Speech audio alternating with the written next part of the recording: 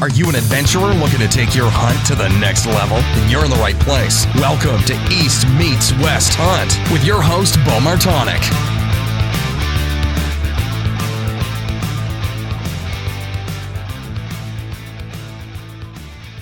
All right, welcome back for day number 7 of the East Meets West Elk Hunt update.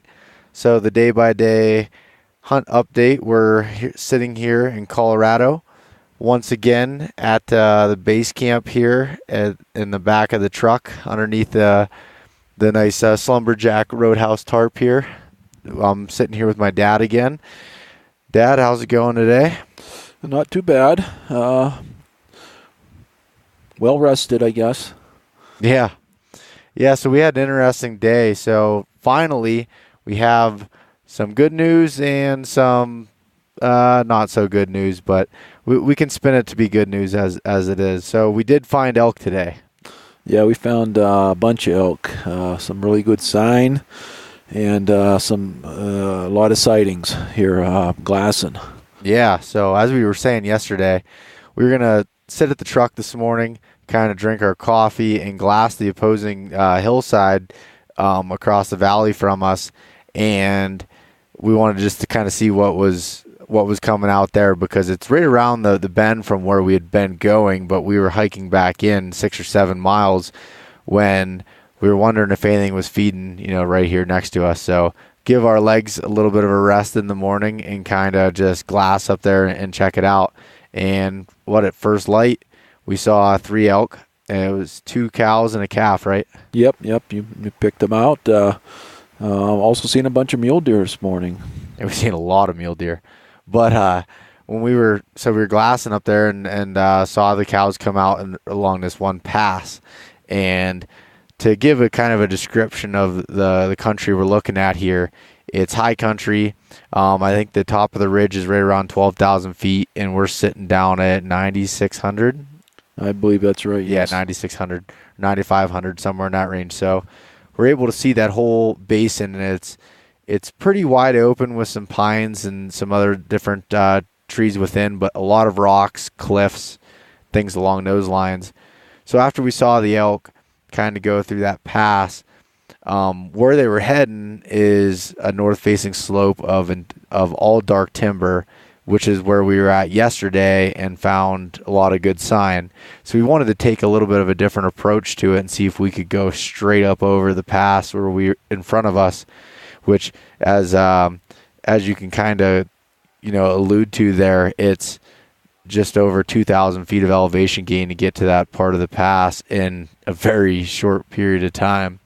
So because we didn't want to keep climbing that hill, we packed up everything to spend the next 3 days up over into the opposing basin there and headed up over.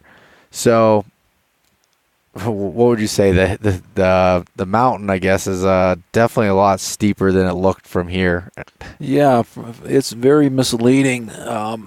We thought it was just going to be a long, steady climb, but it ended up being a long, steep climb. Yeah. Very steep. Very, very steep. And then when you got 65 pounds hanging off your back that we haven't been used to because we've been day hunting, it was a lot of weight. It was a real lot of weight, and that's when you really figure out how you packed your bag to make sure the weight was distributed right. I had to change mine up a little bit. I had a little bit top heavy.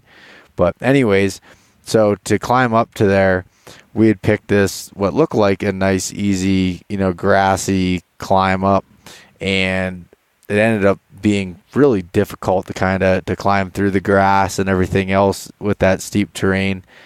And we got up probably about 1,000 feet, and we were both struggling a little bit, but we were doing fine making it up there. And then I was really struggling with looking down and kind of my fear of heights a little bit that I thought I'd grown out of, but when you have no trees below you and there's just over 1,000 feet down, it kind of freaked me out there a little bit. Yeah, I thought there was some some moments there where I thought I was going to have to carry you off the mountain today. Yeah. I don't know about that, but it was pretty, in reality, it really was. I kind of just froze up. My body was like, geez, I looked down and one slip, you actually fall here, you're sliding and rolling the rest of the way down. So yeah, it started getting windy and everything else. So I was a little bit nervous. And then we climbed up into some trees. There were some pine trees and everything there, and kicked out a bunch of mule deer. There's this beautiful flat spot there for the tent. And you're like, why don't we set up here and move from there? And I was like, I don't know. I don't know if this is even worth if we're only going up to here and still got to climb into the next pass. I don't know if it's, really worth it. Yeah, we would still, if we would have set the tent up there, we still would have had another 1,000-foot climb just to get up to where we wanted to be. Yeah. So yeah, it was. We went back and forth and decided that it might be best just to come back down off and continue to do the long journey up the valley and then up in that way in the future. Yeah, because from where we were at, it wasn't just the grassy, hill climb there. From there on out is all cliffs and open country, and I knew I would have had a problem going through there, which is something I didn't realize that was an issue until today. Yeah, and at 1,000 feet from, if we would have set tent there, we still weren't sure we would find a pass to make it to, up over to the basin we wanted to hunt. Yeah. And the basin that we wanted to hunt, you can't see it from the valley floor, where most of this area you can glass from the bottom. These are kind of hidden up behind the dark timber. And we found a lot of good elk sign yesterday in that portion of dark timber that was extremely fresh. So we decided we were going to kind of work our way around the part of the basin there and come down through some more dark timber, see if there's any fresh sign there, and work our way back down to camp where we would glass for the evening and see if there was any sort of patterns available there. So anyways, we started coming down and we found a decent amount of sign, but it wasn't real fresh. It was kind of the story of this whole trip is a few days old. Yeah. But so we got down to the bottom. I mean, I think we cooked up lunch, maybe, and you pulled up the glass and was like, look, elk. And right through that pass that we wanted to go through between all the cliffs came out a dozen elk. Yeah, and as right where you seen the 3 this morning is kind of why I looked up there with the glass first, and I just couldn't believe it. It was what 3:30 when we, or no, 2:30 maybe even. Yeah, when we picked them up initially. Yeah, it was early in the afternoon, and yeah, they came out. At first, we thought they were all cows. A lot of calves mixed in. A lot of calves. So that was good to see. But then all of a sudden, we noticed the one back one was a bull. He was bumping cows kind of around, just checking them, which they're not ready yet. But so we're still having trouble deciding whether it's a legal bull or not.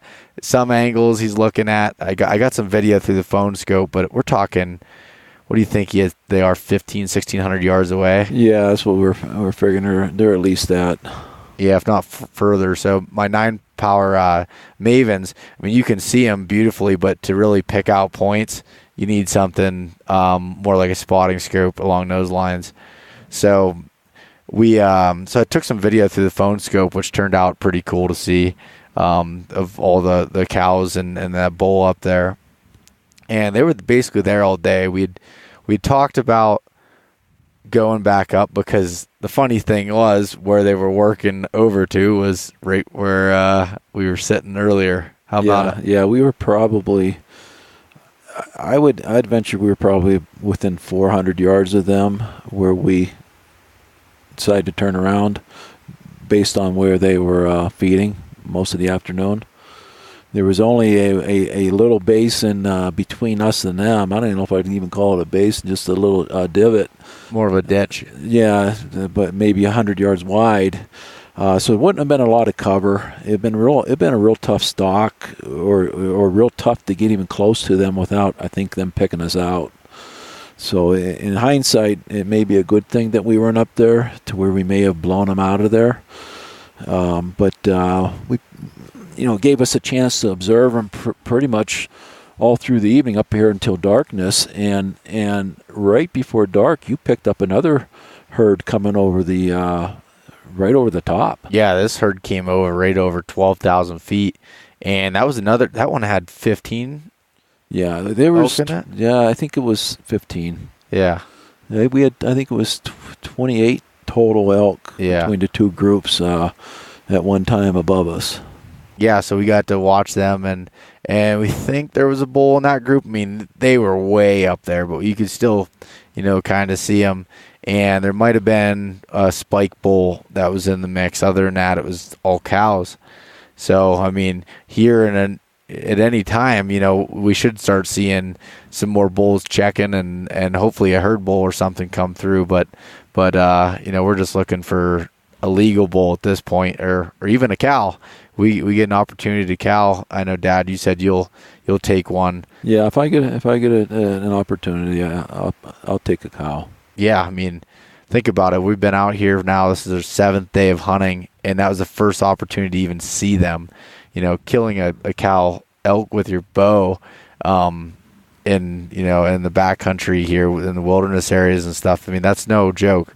And plus, the tags don't really make very good meat, I guess. I mean, good meals, I guess. Yeah, you can season them up, but they're still not going to taste real well. No. And I think you learned today, too, that you had purchased a bear tag that you probably should have went with the mule deer tag. Yeah, I know. And I could have drawn this unit this year, and I opted not to, so I didn't have too many tags and try to focus in different areas. But, we probably bumped close to 20 mule deer up in the timber, up in the high country. And how about the 2 bucks that we glassed there right before dark? Yeah, so again, right on the ridge where we were going to set camp at. So it could be a good thing. Right where we were going to set the tent came 2 absolute giant mule deer out of there. But by the time my phone was dead, and it was on the charger, so I was able to turn it back on and get the camera up. They just went down over the hill, so I couldn't get pictures of them through the phone scope. But these mule deer were not anything to bat an eye at. So we've seen some really good mule deer. I mean, this country we're in is definitely more mule deer country than elk, but the elk are here. So that's good. We finally found them after 7 days. And I don't know about you, but there's been a few times where I was like, I'm ready to be done. Like this sucks not being able to find them. You prepare for it all year and try to figure it out and learn everything you can, and everything seems to go the opposite of what you'd hoped. Yeah, no doubt. We'll see what tomorrow brings. I think what our plan is to get up before light and cook up some breakfast and get some coffee going, and then glass up on the hill and see where they might have gone, if they're still up there, and then put a plan together to go up with our day pack instead of our whole setup. Yeah, we hurried up and emptied out all of our camp gear out of the bags and made it light as possible again to make it a little bit easier. And I think if we go, we're going to go up through the timber. We came down through the timber, and you were fine by the time we got down as far as, I guess, your phobia. So we'll go up through the timber. You should be fine. You have been fine throughout this whole trip going up through the timber up to those elevations. So, yeah, I don't know. I mean, we've scaled some of those kind of cliff country and the high country at the other area we were in. I never had any issues. I guess here it's just so open the whole way down. When you get up there, you can really feel like, all right, this, any wrong move. And plus, when you put a 65-pound pack on, because you're carrying a whole bunch of water, because we didn't know if we could find water up there, and all of our camp gear and stuff on, it makes you feel a little bit unstable when you're scaling the side of the mountain there. I think this is quite a bit steeper than the prior area that we were in. Same elevation, but I think there was more of a gradual slope on them that may be the difference. This way is more like cliff-like. Yeah, without this is a doubt. Scaling the side of the hill, and you're digging your boot into the. I guess, grass or dirt or rocks or whatever it is, to make sure that you don't, you have to watch every step, I guess. And hopefully, again, like, yeah, I think going through the timber, I'll be fine. I get up there, and once I get on, putting on a stalk or whatever it comes to be in the morning, I think I'll be fine to be able to do that. So after I release an arrow, then I could freak out. But yeah, I think we have the best chance tomorrow as we have this whole trip. So I'm really hoping that it'll work out. We're gonna go up, like I said, glass here first thing in the morning, see if anything comes out. Even if they don't, still head up there, because we saw early afternoon they came in, and depending on how it looks when we get up there, we may even try to intercept them at that pass, which I don't know. We'll have to talk about it more and see what the wind's doing and everything else. So yep, for sure. But all right, well, that's it for day 7. Hopefully day 8 will be, which day 8 is going to be our last full day of you and I hunting together. Right. And then we'll have the morning of the 9th before we got to head back into town and get ready for your flight to go out. So tomorrow's the lucky day. Let's hope so. All right, we'll talk to you tomorrow. Thanks so much for listening to this episode of East Meets West Hunt with your host, Beau Martonik. For more great content and to stay up to date, visit eastmeetswesthunt.com, Facebook at East Meets West Outdoors, and Instagram at East Meets West Hunt. If you enjoyed today's episode, please review and subscribe, and we'll catch you next time.